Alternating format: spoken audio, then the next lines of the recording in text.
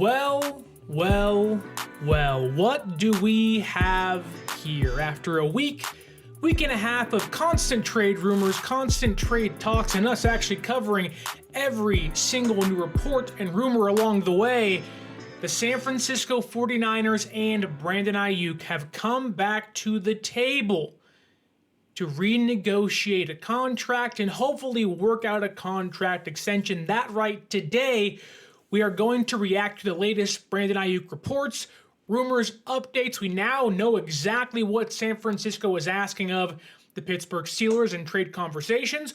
We also know exactly what the Niners and the Browns, the deal they had in place. We know exactly what that is, and we also know where things might be heading for Brandon Aiyuk and the San Francisco 49ers. My name is Sterling Bennett. Don't forget to like, share, subscribe, hit that bell notification button, and let's dive into today's show. Look, it's Saturday. The Niners play at 4 o'clock on the Pacific Coast time in Tennessee. I get that. Happy preseason Saturday, if you will. Week 1 of the NFL is back. Football is back, but there are bigger things to talk about than the play on the field. And like I already stated, according to NFL Network's Tom Pelissero, the San Francisco 49ers have made a renewed effort in recent days to strike a long-term deal with wide receiver Brandon Aiyuk. The situation remains fluid, and other teams like the Steelers are still in the mix for Aiyuk's services, but San Francisco has an increased possibility of being the return destination for Brandon Aiyuk. But that's not where the reports end because according to Jordan Schultz of the Score.com, one of the more in-tuned NFL insiders, if you will, that's not named Rappaport and Schefter and Garofolo and Pelissero, said that Brandon Aiyuk had a sit-down meeting with head coach Kyle Shanahan and others in the organization where, I quote, "Some open and candid thoughts were expressed." Not exactly sure what those were, but the two sides have restarted negotiations on a long-term deal. And again, there is optimism San Francisco can strike a new long-term deal with Brandon Aiyuk. And isn't this just exactly what's supposed to happen? Go out there and find your worth. It's kind of like the same thing that the NBA does, right? Young players like Jonathan Kuminga, for example, for the Golden State Warriors. He wants a brand new contract. He wants a max deal. But if he hits the market, he's a restricted free agent. The Niners essentially used Aiyuk's fifth-year option as an RFA, a restricted free agent. Go out there, find what you're worth, and we can match any deal you get. It gives us the power to, test the market, but knowing we can actually, we have the leverage in seeing what you're actually worth. And I don't know if that was the intention by the Niners. And if it wasn't, holy hell, you have gotten lucky once again. But it does seem like, for as smart as San Francisco is, and unfortunately for how poorly they've handled things, that right now the Niners and Brandon Aiyuk are headed towards making a long-term contract. That San Francisco, for as bad as they played their hand, may have played their hand perfectly, and it goes for Brandon Aiyuk as well. For as poorly as Aiyuk played his hand, he may get exactly what he wanted all along with San Francisco, where he said he wanted to be. I don't think this is two parties that don't want to be together. This is two parties that do want to be together. It's two people that want to be in a relationship with each other. Aiyuk wants to stay. San Francisco wants to retain Aiyuk. It's all about the dollar sign, the almighty dollar, the moolah, if you will. And I think Aiyuk and the Niners are kind of come to a point where, it is in the best interest of both people, both parties, to stay together, fight through their differences. And again, not to use the marriage analogy, but again, you get married, you move in together, you're together for 4 or 5 years, and something comes along that's a big bump in the road. Are you going to fight for it, or are you going to go to therapy and stay together, or are you going to call it quits and leave? Now, I'm not saying one's better than the other, Depends on the situation. If Ayuk's asking for $35 million, see ya, goodbye. Like, no way. I don't think Ayuk is asking for that. While the Patriots have offered $32+ million, it doesn't seem like Ayuk is asking for Justin Jefferson-like money. It just seems like he wants around 30, maybe $28+ million. San Francisco, according to reports, had not offered more money. San Francisco, in fact, prior to the reports of Tom Pelissero saying they're back on the table, Reed talking about things, discussing things, that San Francisco hadn't offered a new deal for like 3 months. The offer they had pre-draft was the same offer on the table as of 3 days ago. Now that's changed so far. We have no idea what those negotiations look like or if there is in fact a new deal on the table, but we do know this, that San Francisco and Brandon Aiyuk are seemingly, at least more so than 4 days ago, have a higher chance to re-sign than they did, again, 4 days ago. I even said this, that I think maybe yesterday or 2 days ago, that there was a 65% chance he was getting traded. But every day that passes, it's less and less likely because, again, San Francisco then continues to have research and know exactly what Aiyuk wants in an extension.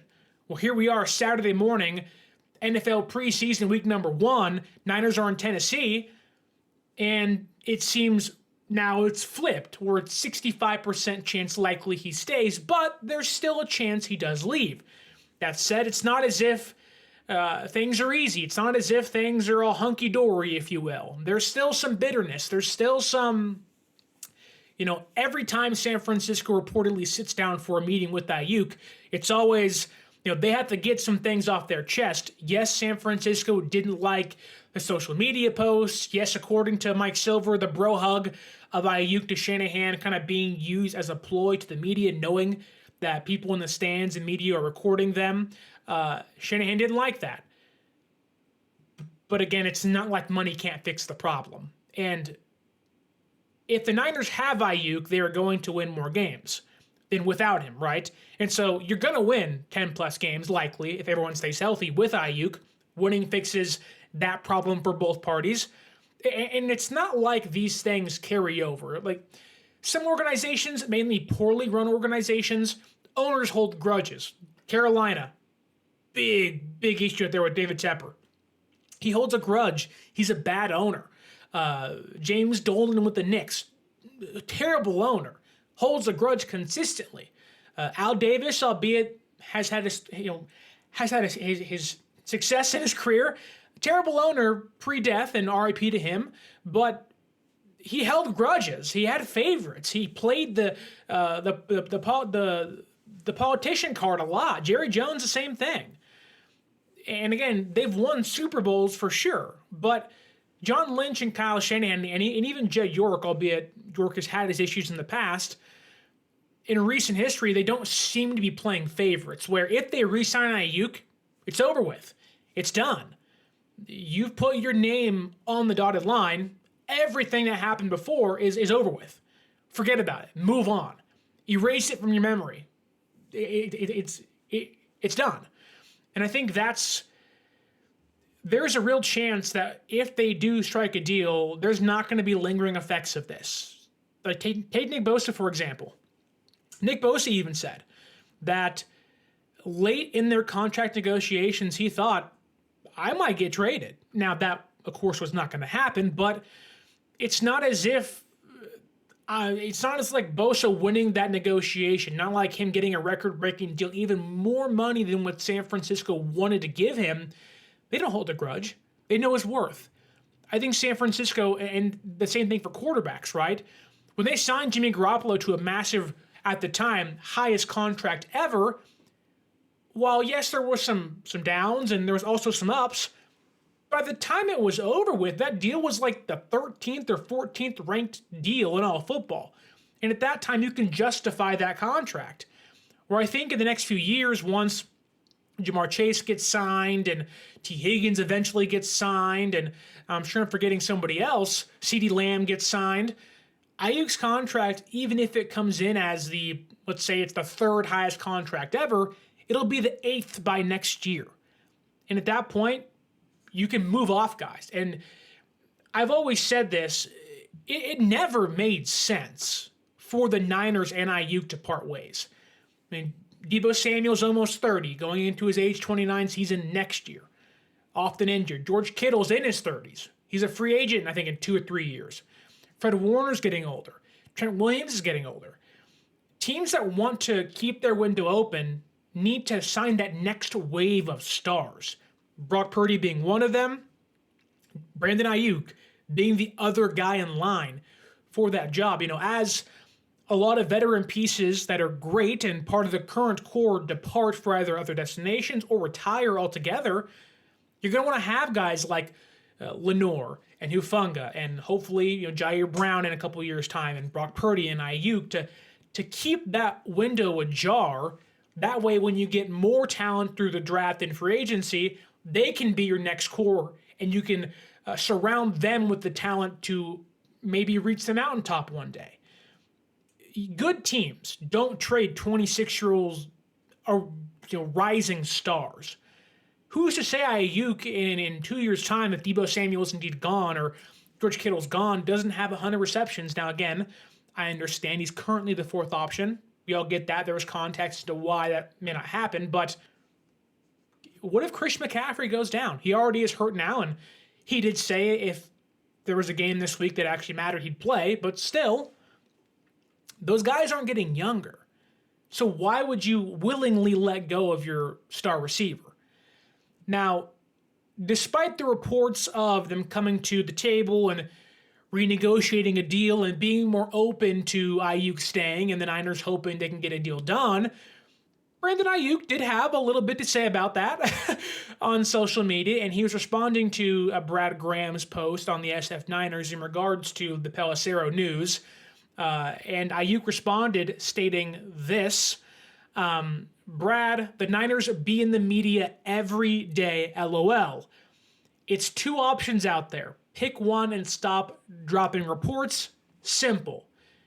Now, what do you make of that? To me, the way I read that and the way I understood Aiyuk was saying was like, look, stop leaking reports to Ian Rappaport and Tom Pelissero and Garrett Bolo. Stop saying in the media that, oh, we might come to a new deal. There's renewed optimism. Just get to the table and start talking. If you really care about this, if you're talking about, you're really pushing for one thing to happen, whether it's a trade or a negotiation of a new deal, stop yapping. Start doing, right? You can't be all talk, right? It's like, are you all bark and no bite? Aiyuk is essentially saying, stop barking, start biting. If you really care about this and you want to get it done, stop telling the insiders what's happening and start getting to the table. Let's have a meeting. Let's start sharing offers back and forth, and let's figure this thing out. You either keep me or you trade me. Pick one. I'm tired of this. You're tired of this. I'm tired of every single day seeing reports of my name in the media. Now, of course, this helps Brandon Aiyuk, that there seems to be somewhat of a dysfunctional relationship between them because it makes other teams feel like, hey, we can acquire you from San Francisco. And that's why teams like the Patriots had a big offer out there, albeit it was declined by Aiyuk and probably wasn't enough for San Francisco. The Steelers still feel like they're in the mix, and as of this morning, albeit again, I don't believe a deal is likely today, although it could still happen. On NFL Network, Rappaport said that the likely option is Aiyuk's going to be in Pittsburgh, which Bobo still believes Aiyuk's leaving. I don't think that's going to happen. Maybe it is just me wanting the roller coaster ride to end and be over with. I'm sick. I'm nauseous. I'm just like, let's play some football and get this stuff done. But it's not like Aiyuk staying is a guarantee.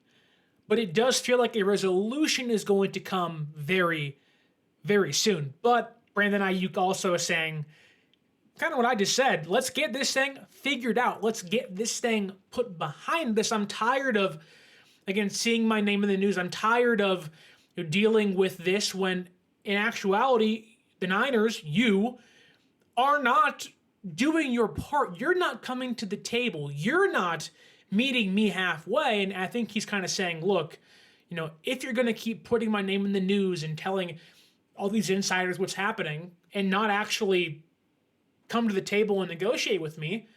This is why I don't want to be here, for one of many other reasons, albeit some of them not justified, in my opinion. I don't really think he wants that. I just think it's leverage play. But we do know now what other teams are offering and what San Francisco is asking for. Now, it's funny in regards to what other teams have offered and what actually San Francisco has accepted, although Aiyuk has declined. We now know what the Browns offered, and it's kind of what we speculated it to be.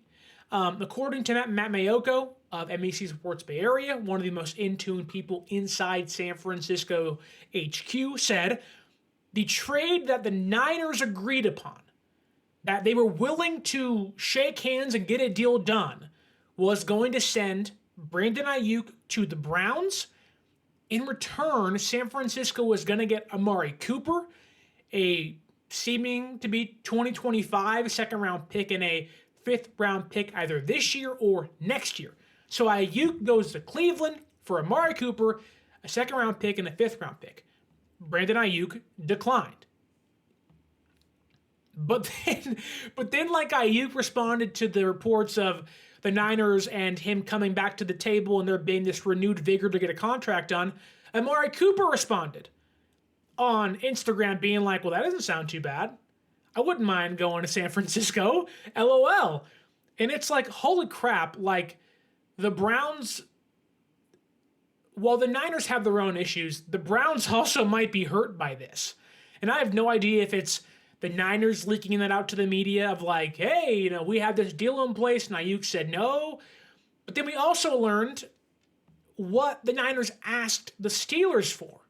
And this one is kind of hard to decipher because, yes, in this apparent request by San Francisco from the Steelers, where the Niners would send Aiyuk to Pittsburgh, the Niners apparently asked for a combination of second-round picks and third-round picks. So we don't know if that's one second-rounder and two third-rounders. We have no idea if that's two third-rounders or, whatever the combination is. We have no idea exactly what that is, but it seems like there was going to be a request of either one second-round pick or two second-round picks and a third-round pick or something. But I'll tell you what, what the Niners had in place with the Browns, way better than what the Steelers could offer. And this has always been the sticking point as to why I believe, for as hard as negotiations have been, for as annoying as this has been for the fans and Aiyuk in San Francisco, for as disgruntled as we might all be at this point, the Steelers simply cannot offer what the Niners are asking for in return for Brandon Aiyuk, especially now that we know what they actually agreed upon. You could think what you want of Amari Cooper.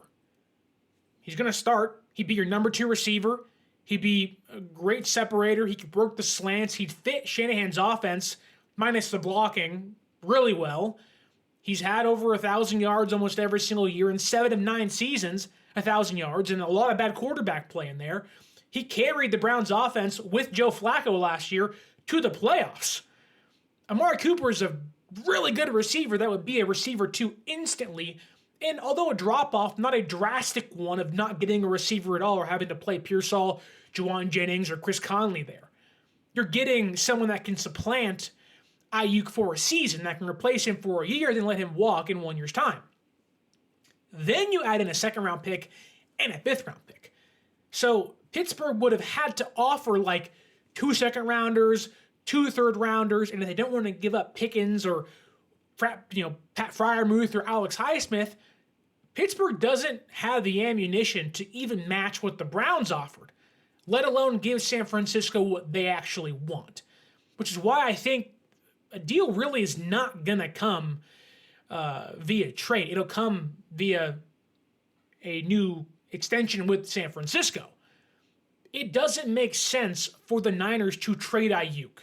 They don't really want to trade Aiyuk. They're only doing this to, one, see what the market value, or for Aiyuk to actually get an understanding of what his market value is. It's not $32 million. It's maybe not even $30 million.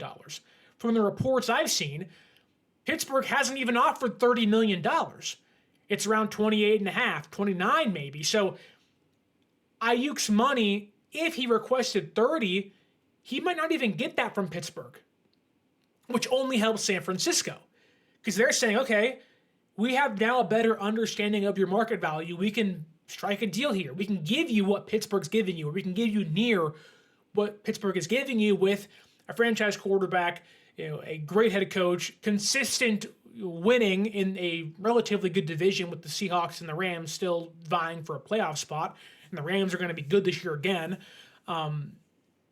This all kind of comes to a head of, San Francisco, despite not having trade leverage, almost used the trade leverage they didn't have to help give them more leverage in contract negotiations. But it doesn't mean they did this thing right. It just means that's kind of the outcome I think we're heading towards of, okay, they offered you 29, we'll give you 28.5.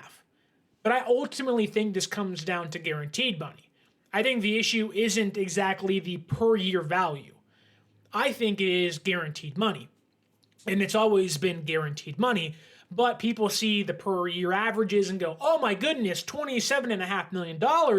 That's so much money per year. They don't see that per year. They never see that per year. I think this comes down to Jed York being like, look, we've given Fred Warner a big guarantee. We gave Nick Bosa a record-breaking guarantee last year. We're going to have to give Brock Purdy a near record-breaking guarantee contract in 1 year's time. We just gave CMC more guaranteed money. We're going to give Trent more guaranteed money.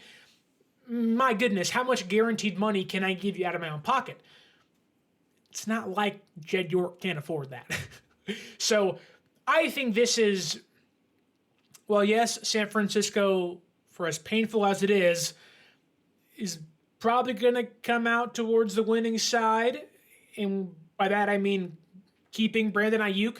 I also think that Aiyuk is playing San Francisco smartly and calling out their BS of again, if you really care about this, tell Jed, come down to the table and up the guarantees. Now that's me reading into this stuff a little more than maybe I should, but I think ultimately, this is not that far off. And that's the frustrating part is you can get this done, so get it done. Fish and Chips says here on the YouTube chat, make him sit on his butt in all caps in 2024. You could do that. You could. I am of the opinion that if you do that, well, yes, you can. Yes, it's legal to do that. There is a gamble of losing games. There is a gamble of, let's say you get into week 6 and you're 3-3 and the receiving core is pretty bad. Pearsall's still injured. There's Deebo Samuel is really great, but then Juwan Jennings isn't who he's been, or it just opens a door for negativity. And also it opens a door for, even I said that was San Francisco's kind of last overall play of retaining him. Fine, sit out, see what happens, fine. Keep him a metaphorical prisoner. I think that now kind of thinking of it in retrospect, I think that would piss off a lot more teammates and people in that room than trading him away.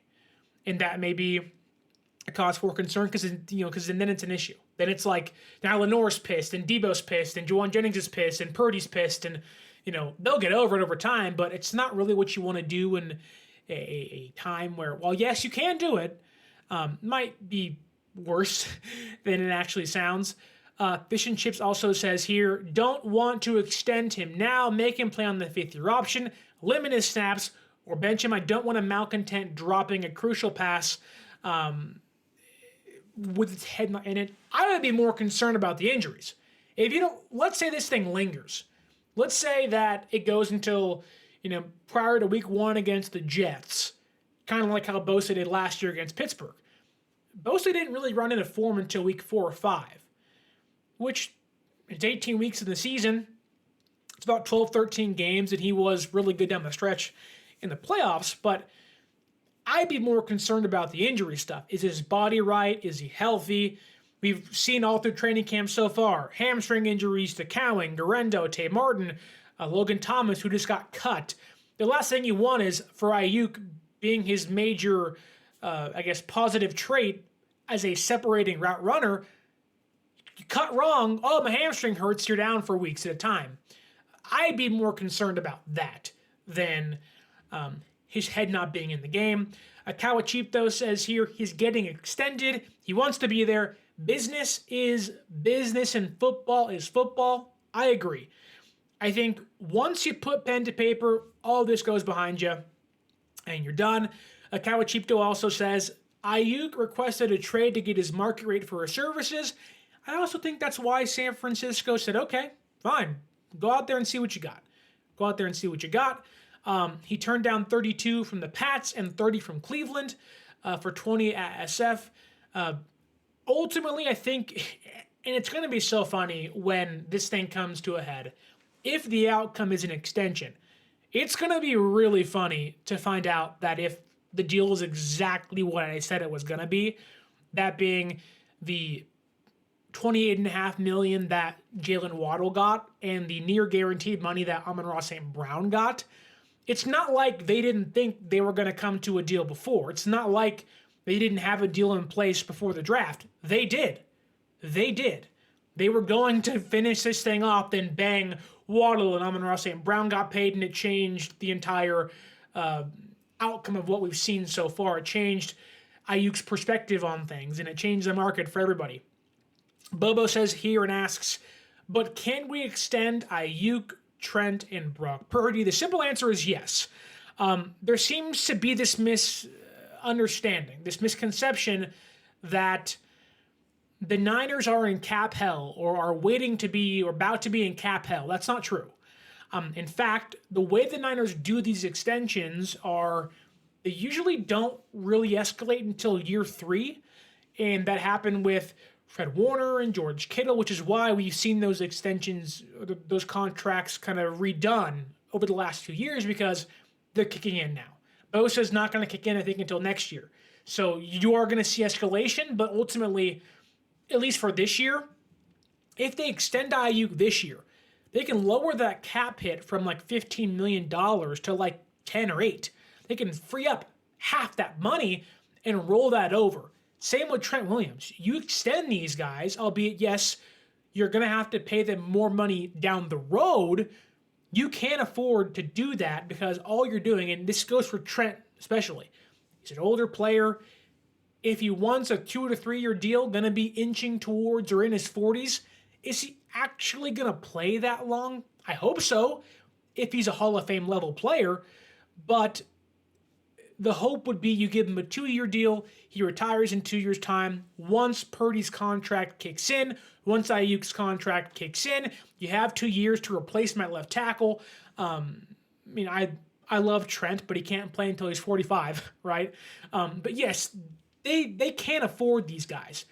The beautiful thing about the NFL is that you can carry over cap.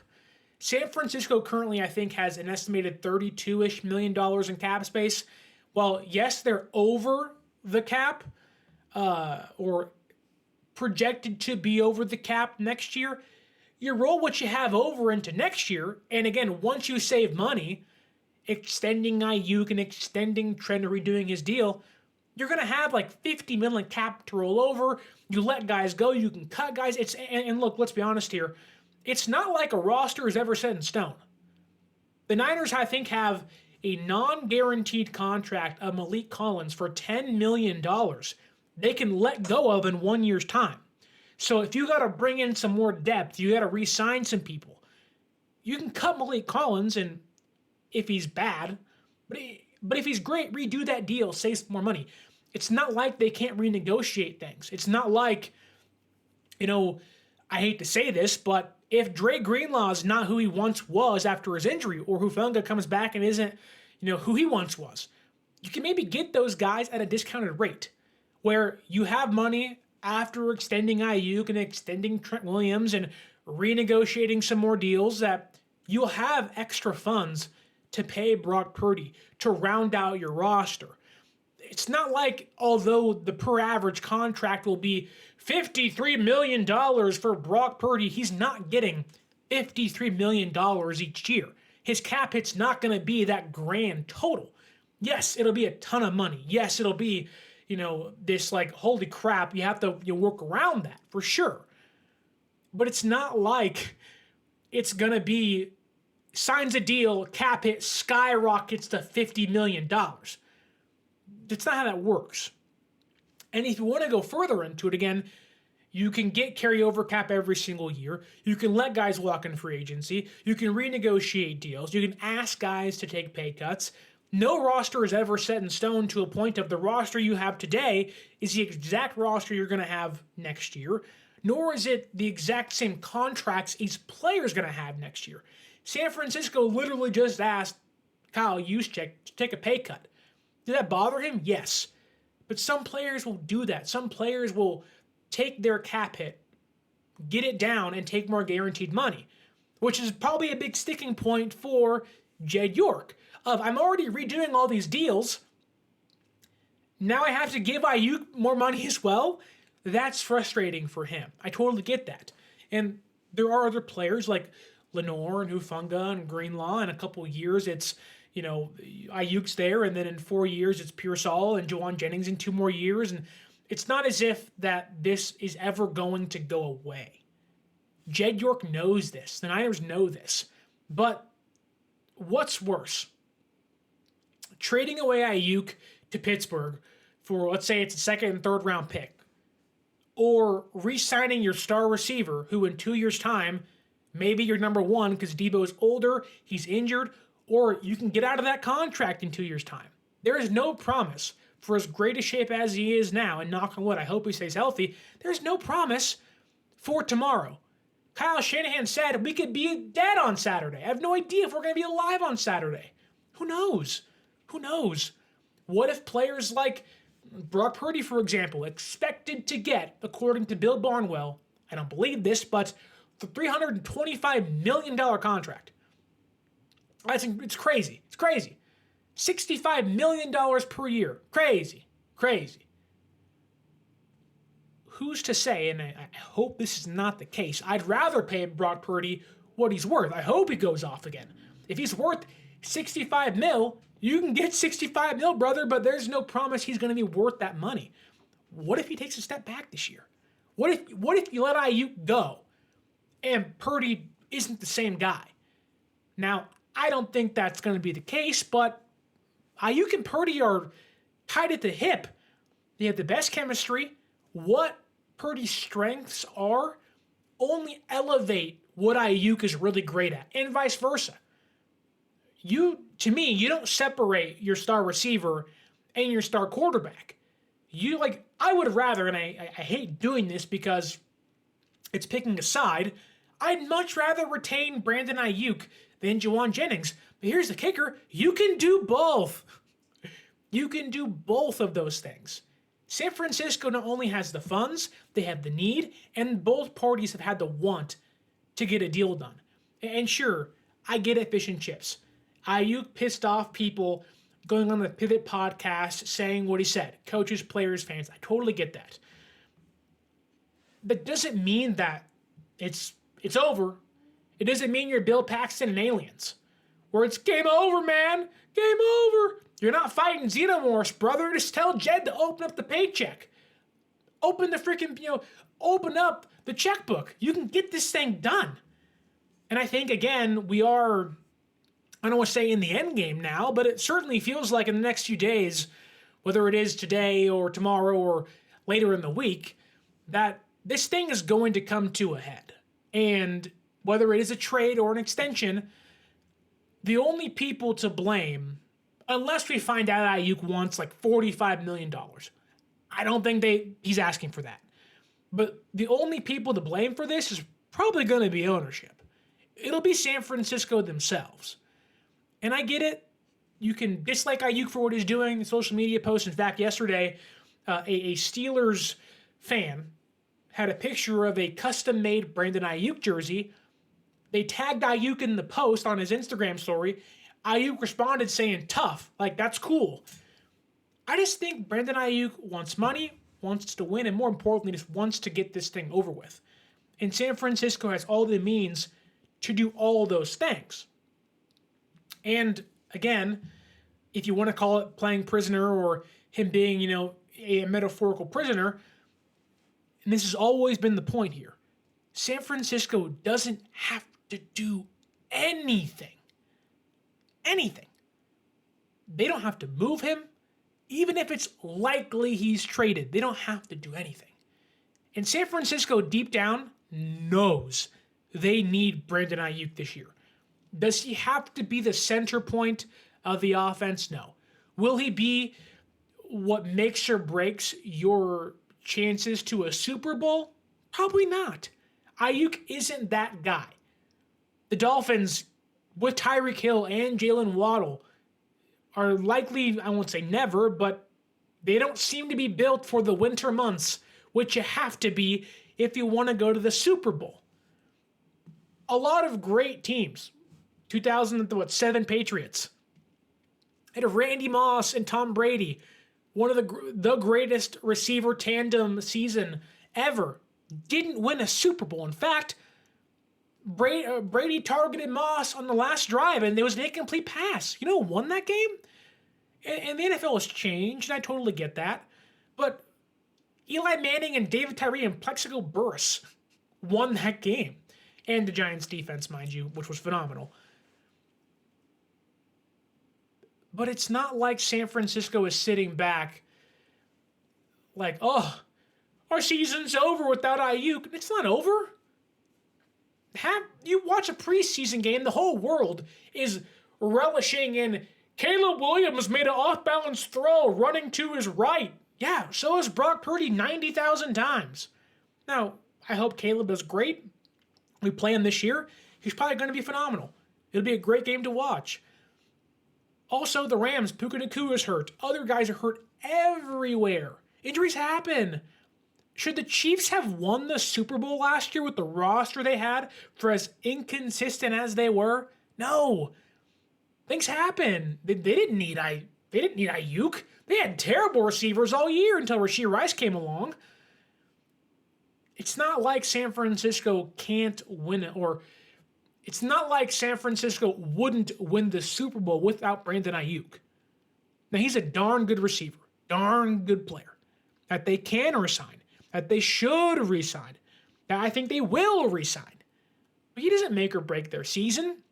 He's not going to make or break their salary cap. And I hate that narrative of, well, they can't re-sign everybody. They don't have to re-sign everybody.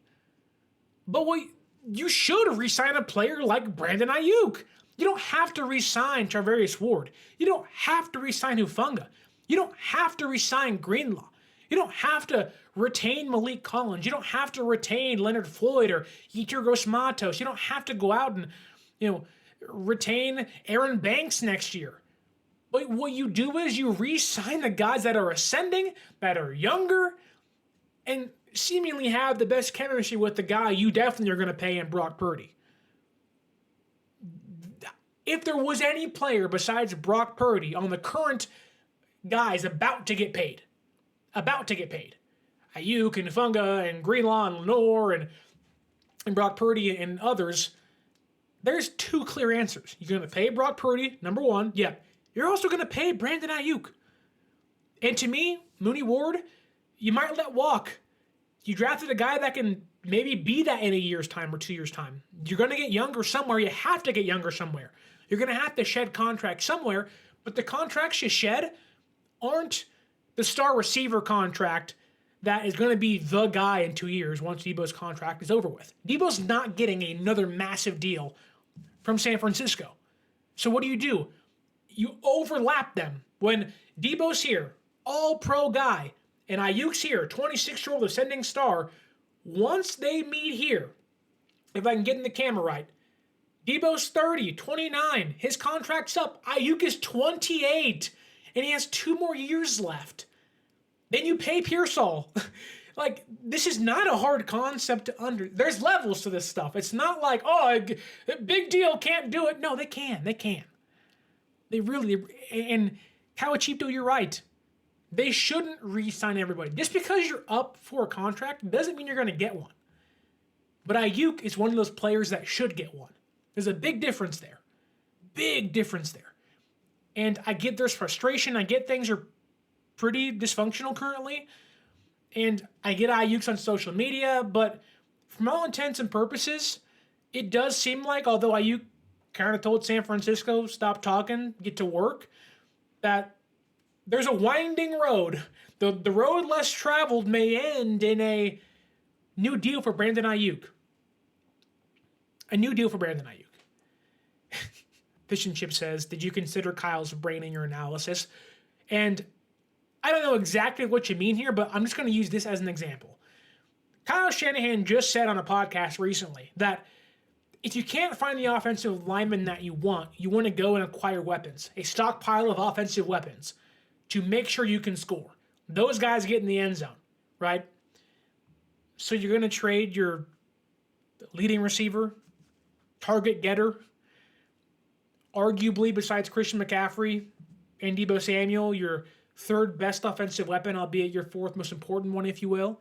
And I can argue that if Pearsall hits, and this is a big projection, it's a big if, and I understand that. If Ricky Pearsall hits and is what we think he's going to be and could be, which Niners first round draft picks have not always been that.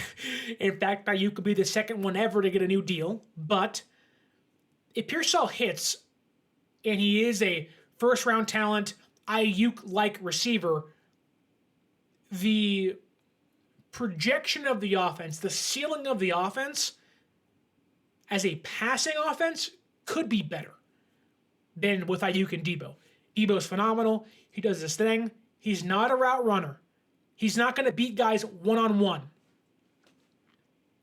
If you get two guys in an offense that can beat defensive backs one-on-one, they can beat man coverage consistently, they can beat press, and they can be physical, and they can get you at least one player consistently open all the time for your quarterback, that's how you win games. Deebo's great. He's really phenomenal. He is the best Niner receiver since Terrell Owens. But he's unique in that he's not really a receiver. He is, but he's not really a receiver. Is he important? Yes. Does he help you win games? Yes. There's no disrespect at all to what I'm saying. It's just, there's a reason you drafted Pearsall. I don't think it was to replace Aiyuk. It was to pair him with Aiyuk.